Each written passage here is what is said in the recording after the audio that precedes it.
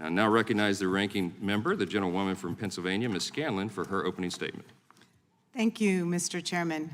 Let's be clear. Congress has no business interfering in parents' freedom to make decisions about appropriate medical care for their children.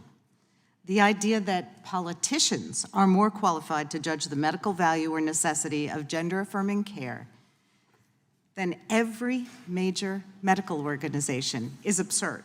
Holding a hearing to substitute far-right ideologies for parental judgment exposes the rank hypocrisy of the party claiming to value individual freedom and small government. And so here we are before the Subcommittee on the Constitution and Limited Government.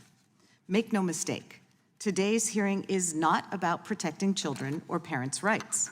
It's a cynical and frankly dangerous political attack on transgender children and their families, driven not by science or facts, but by polling and political strategists determined to mobilize conservative voters through fear. Thank you. The chair recognizes the gentleman from California for 5 minutes. Well, I wonder first if Ms. Cole would like to respond to that. I've yet to see a trans-identifying child who had a positive outcome with their transition. And the reason why most children who are affirmed continue on to transition, either as adolescents or as adults, is because once you've either socially transitioned or gone on blockers or started the other interventions like surgery or hormones, it's incredibly difficult to go back.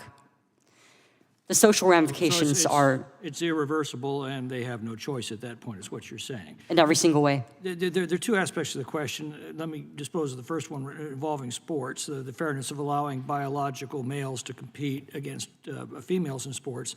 The second is a more complicated one, whether children should be subjected to irreversible transgender surgical or chemical procedures at all. But Ms. Scanlon, can you tell me if a female claiming to be a male has ever dominated in men's sports? No, and actually in my league, there isn't two instances where a female athlete transitioned to the men's side. So this is very much a one-way street. Yes. It's biological males competing against women dominate those sports. There's not a case of a biological female going transgender and dominating a male sport. Am I correct? Yep, you're correct. And it's obvious that that would be the case because... Well, if that's the case, then simply this is an attack on the integrity of women's sports. And I wonder why my Democratic colleagues, who often posture as feminists, can't see this plain truth. Ms. Scanlon, what would be wrong with simply allowing transgender men and women to compete in their own sports competitions while we preserve the fairness of women's sports?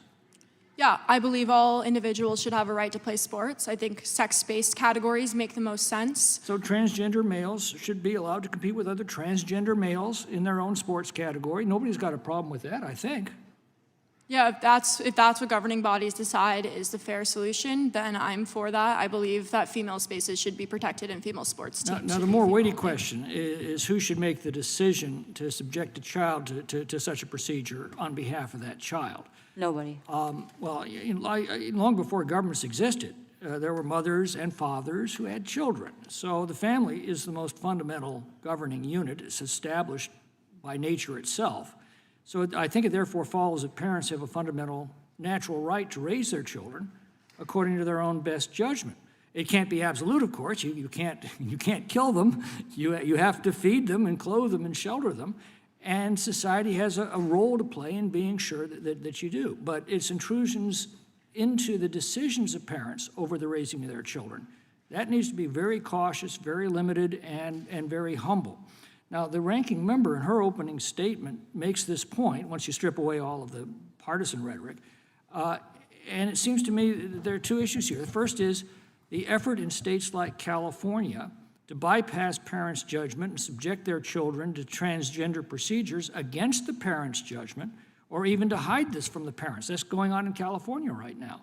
So I want to be sure I understood the subcommittee's ranking member correctly. It sounded like she, too, opposes government replacing parents' judgment over the decision on transgender procedures for their children. Am I correct on that?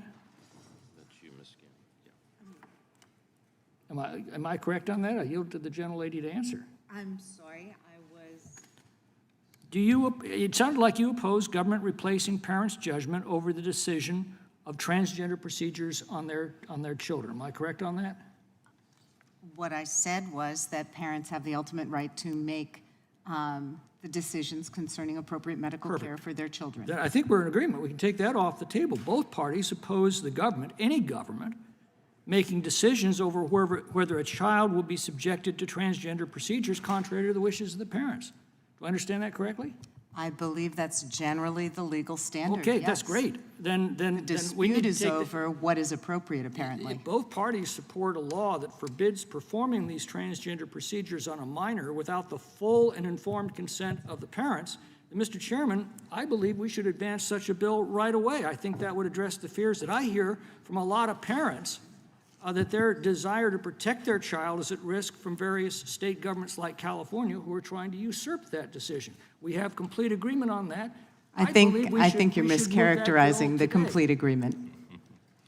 Well, I thought we had just arrived at that agreement until it comes down to actually doing it, and then you seem to have a change of heart. But Mr. Chairman, let's put that to the test. I see I'm out of time, but I think the sooner we move that, the better. Very keen observation.